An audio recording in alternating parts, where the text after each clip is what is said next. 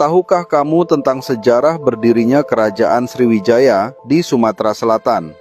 Kerajaan Sriwijaya dikenal sebagai salah satu kerajaan maritim terbesar di Asia Tenggara.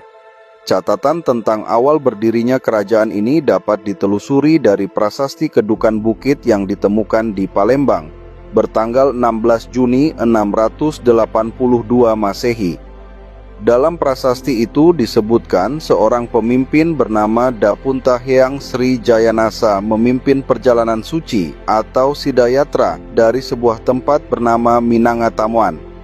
Dengan membawa 20.000 prajurit, 1.000 orang lebih yang menumpang perahu, serta perlengkapan logistik, Dapuntahyang berhasil menaklukkan berbagai daerah di sekitar Sungai Musi.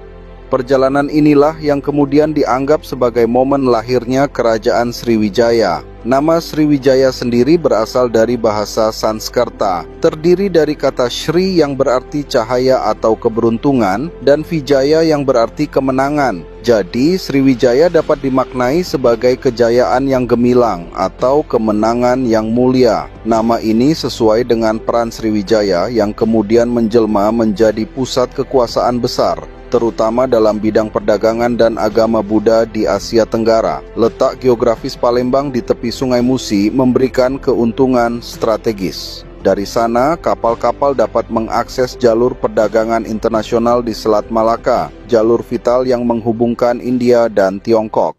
Sriwijaya pun berkembang menjadi kerajaan maritim yang menguasai lalu lintas perdagangan. Kapal-kapal yang melewati wilayahnya diwajibkan singgah, membayar upeti, dan mendapatkan perlindungan dari Sriwijaya. Hal ini membuat kerajaan tersebut makmur dan disegani oleh bangsa lain. Selain faktor perdagangan, Sriwijaya juga dikenal sebagai pusat pengajaran agama Buddha. Catatan dari seorang pendeta Tiongkok, Itsing, yang singgah di Sriwijaya pada tahun 671 Masehi, menyebutkan bahwa di sana terdapat ribuan biksu yang mempelajari ajaran Buddha. Sriwijaya bahkan menjadi tujuan utama pelajar dari berbagai negeri sebelum mereka melanjutkan perjalanan ke Nalanda di India. Dengan demikian, Sriwijaya bukan hanya pusat ekonomi, tetapi juga pusat intelektual dan spiritual. Seiring waktu, wilayah kekuasaan Sriwijaya meluas. Kerajaan ini berhasil menguasai sebagian besar Sumatera, Semenanjung Malaya, hingga wilayah di Kalimantan Barat dan Jawa bagian barat.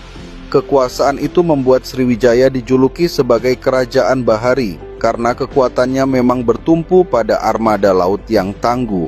Dengan kemampuan menguasai jalur perdagangan, kekuatan militer di laut, serta pengaruh keagamaan yang kuat, Sriwijaya tumbuh menjadi kekuatan regional yang disegani.